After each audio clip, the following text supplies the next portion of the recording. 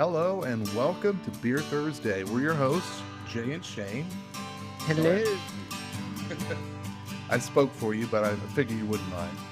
I think it works. So let's stick with it. We'll do it. How's everybody doing? Everybody over here is doing well. How is everybody over there? Everybody over here is great. That's good. So last week we were talking about the iconic movie characters, I believe, right? Yes, the iconic movie roles. Movie roles. And then we touched on something last week when we kind of delved a little bit into television, which made me think, which is something I don't do very often.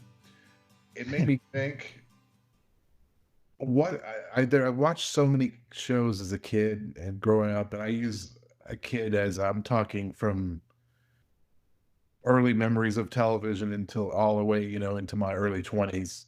I'll include that as the kid part. Gotcha. Anyway, I was thinking about the shows I used to watch, and I was thinking if I had to narrow it down to 3 shows.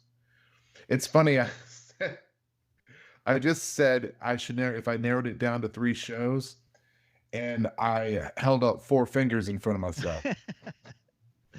So counting is not my strong suit. Well, it's hard to, one of the things about writing is it's hard to edit yourself. So if you can edit yourself while you're talking in real time, Yeah. I think that's a sign of genius. Yeah, I think you're right. I think you're absolutely right. I'm always right. So Shayne, what would you like me to start off, or would you want to start off? How about a little back and forth repartee? You name one, I name one, Okay. and then I'll name 3 and you name 5. No, let's just stick with ones. Okay. Well, in no particular order, one of my earliest memories as a child was watching Little House on the Prairie with my parents every Monday. Hold on a second.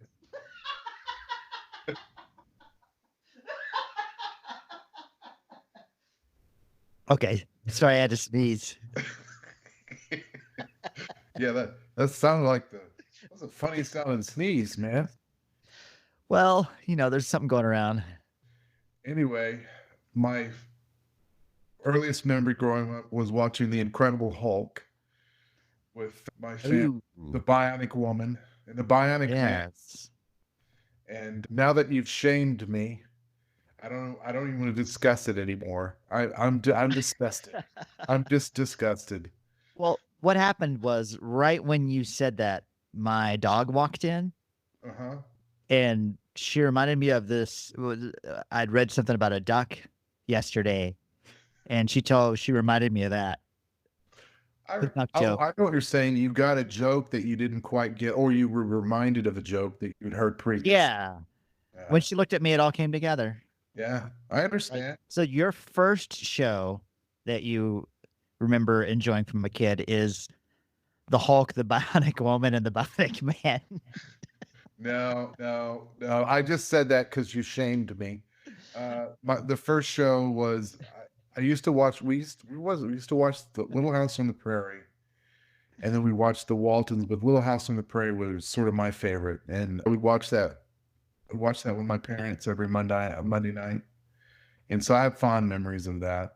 I have fond memories of Michael Landon, Charles Ingalls with his incredibly great cry face that he made every episode. So he was an I remember they had a Halloween episode in which the owner of the local mercantile chopped off the head of a dummy, but Laura Ingalls was peeking in the window and she thought it was his wife, and there was that whole misunderstanding, sort of like hilarity ensues. Exactly, except for it included, it was sort of a Halloween story, so it included a little bit of the Sleepy Hollow Headless Horseman thing in there. And I remember as a kid, it scared the crap out of me, but I watched it again a few years later, and it wasn't as scary. I think maybe because life is hardened me. It's hardened me. I'm hardened by life. You were just a kid, and kids are dumb. That is true. What I about you, don't, Shane? for Oh, some reason, I don't remember. I'm having trouble remembering anything that wasn't a comedy or a cartoon. yeah. So, so yeah, I think we watched the Waltons because I remember all the Good Night John Boy stuff, Right. but I don't remember actually watching it. And then I remember watching. I know it had the guy that was, it had the guy that was in Salem's Lot in the Waltons, but not one of my favorite shows. We did like the cop shows, so I remember liking the Streets of San Francisco and Starsky and Hutch. Oh yeah. Um, Probably if I had to pick a favorite amongst them, I'd say the Rockford Files. Oh man, that was a great show. My dad used to like that show. That and there's a show called Canon that he also liked. Oh yeah. But the Rockford Files was great. That was a great show. What was his name? The actor that was in it? I don't remember. He later played he was in the Western too, and then Yeah. I don't It's remember. it's crazy that we can't remember that. And it's crazy again that there's not some way that we could figure out the name that actor's name by, using some sort of a device. Is so my wife is home, but she didn't grow up in this country, so she probably doesn't know what a Rockford Files are. Yeah. So I couldn't ask her. Yeah. And that's understandably. Actually, she could probably tell me right off. James Garner played Jim Rockford. I was just I gonna had say, I had to look it up on IMDb. I don't know what that is. I asked the dog. Her name is Imdb. Hard to So pronounce. Rockford Files, that's a great choice. There was also a show that I liked called Vegas. Well, the character's name was Dan Tana, which was Yeah, I forgot it. I completely forgot about that show. yeah, I like that. Nice. I also liked a show called Heart to Heart with Robert Wagner and Stephanie Powers, mainly because of Stephanie Powers. Because I was starting to notice women at 9. That I don't know what channel it is, but that show is still on. Who? What? Heart to Heart. Oh, I would assume repeats. Yes, yeah. There's repeats of it that are played because it's on a lot here during the day. Ah, That and Magnum BI is on a lot here.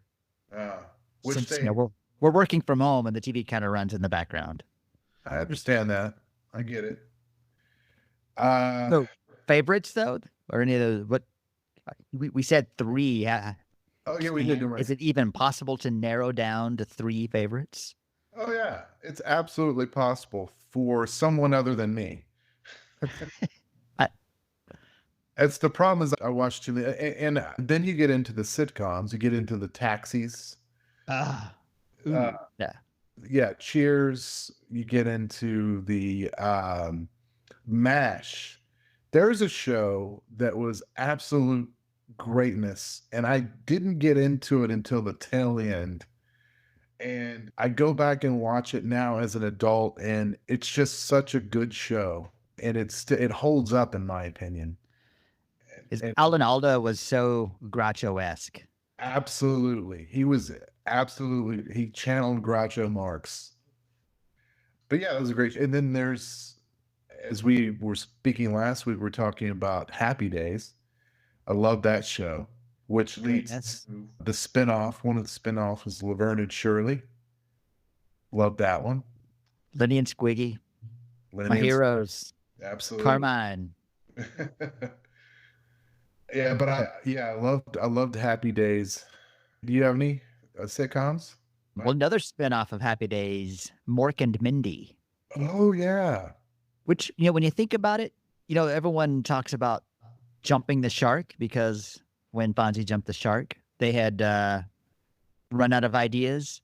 Yeah. So was the alien was interacting with the alien from Orc, was that before or after the shark? Because the shark didn't get its own sitcom. Just saying. I want to say that was probably after the jumping the shark episode, which is kind of funny because really the show where Fonzie actually jumped the shark was not as much jumping the shark as adding an alien to the Yes. show. Yes. And And then it- the alien gets his own. Yeah. Exactly. But thank But that- God that happened because the world got Absolutely. introduced to the great Robin Williams. Absolutely. You know what? Speaking of that, speaking Yeah. of the great Robin Williams, it's a good time to make a toast. I think that's a great idea. What you drinking? Well, I'm drinking tonight. Or today or whenever it is. I'm drinking a Elijah Craig Fantastic. small batch. It's a Kentucky straight bourbon. Expensive. It's actually not very expensive. I said offensive, but Oh, sorry. thank you. Thank you for not noticing. What about yourself, Shane? What are you drinking? I'm digging into the Jameson. You know, why did I get a shot glass? Because I'm not going to shoot this. Oh, I'm sorry. Was this a frat party? We're doing shots now? My No, bad. no, I no. didn't know. I would have worn my Gamma Phi Phi Fo Fum shirt if I had known. I know. Well, I apologize for. I'm gonna edit that. That was kind of dumb. All right, so Shane, you want the honors? Certainly. Here is to Robin Williams. Thanks for the comedy. May he rest in peace. The great Robin Williams. Salute. Good old Jameson. Good old Elijah Craig. It's got really good flavor. I'm getting an oaky taste with a little vanilla. Oh, I thought it was bourbon. Yeah. Mine tastes like whiskey. It's so fun. Well, it's funny you should mention that. I go to whiskey tastings and they ask you, what are you getting here? You get the kind of oak, sort of a vanilla, sort of opens up to like sort of a floral taste, and I, of course, all I can say, which a friend of mine actually did say that, is I'm getting a very strong whiskey taste. Like anyone eats oak. Right. Eats oak. Well, unless you're a horse. Of course. Ooh, And that way. Brings us back to sitcoms. See what I did there? I did. Speaking of sitcoms, have you had a number 2 today?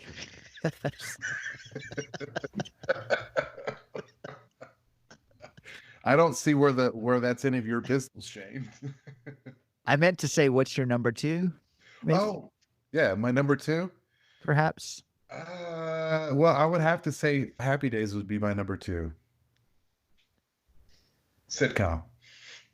Number 2. You know what? I'm going to throw another one at you that we probably haven't thought of. Mhm. Welcome Back, Kotter. As a kid, I loved Welcome Back, Kotter. Oh, and talking about another guy who channeled Groucho Marx. What?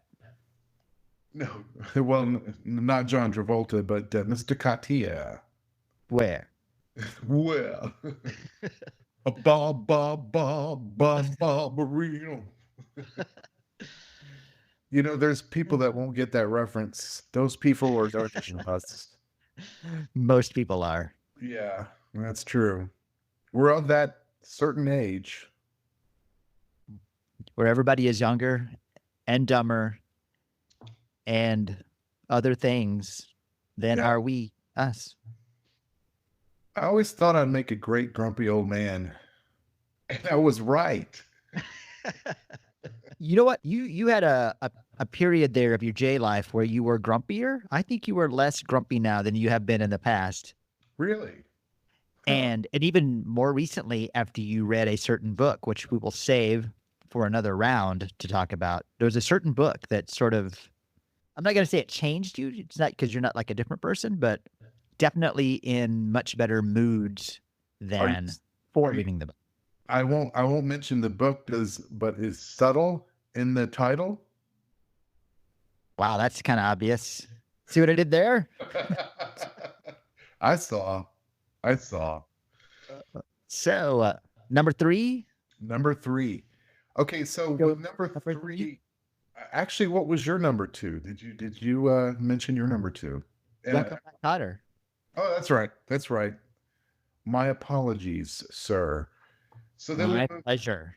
we moved to number 3, and number 3 kind of moves into sort of my junior high, high school years. And it was a show that it was the first show that to break the fourth wall, that talking about referring to itself as a show. Uh, Sometimes it was Moonlighting with Bruce Willis and The Sybil, great Bruce Willis. the great Bruce Willis. And that show had it was just very well written. It was quick, it was smart. There was a lot of witty repartee, not unlike our show. I mean, Not much unlike it at all. not much. And also, I think we break the third wall a little bit. The third wall. Yes. What's the Sometimes third wall? our show is self-aware that it's a podcast and it's trying to take over the world. So it's a little artificially unintelligent. Well, yeah, we're in trouble if our show takes over the world. What's your number 3, Shane? Number 3, I'm trying to decide between, because I loved the Jeffersons and I loved the Carol Burnett show. So I'm going to go with Carol Burnett. No, I'm not. Yes, I am. I don't know. That is a great choice. If you go with Carol Burnett, that's a great choice, because the best part of that show was the bloopers that they never actually blooped. They just allowed the filming to keep on going where they're cracking up on air. Yep. And I love that. I love how they would purposely try to crack each other up. So you had the courage to be vulnerable and not edit out all of their mistakes, like some Exactly. people I know. Not unlike, I mean, a lot like, not unlike. Man, this is not going well. It was right up until then. It was all right. And then, yeah. Silence. Nope. That's not dropping a hint or anything, but it's time to cut it off. Time to cut it. Doors, turn out the lights. Party's over. Well, Shane, how can people become a subscriber to our show? There's a subscribe button. You tap it, and you are done. You are ready to take on the world, to conquer life, to win Beer Thursday. Beer Thursday. It's just that simple? It's as easy as sliced bread. It's the greatest thing since pie. Well, on that note, I think we need to wind down, say goodbye. Hope everybody has a great week. We'll see you next week, and take care. Adios. And we'll see you on another episode of Beer Thursday.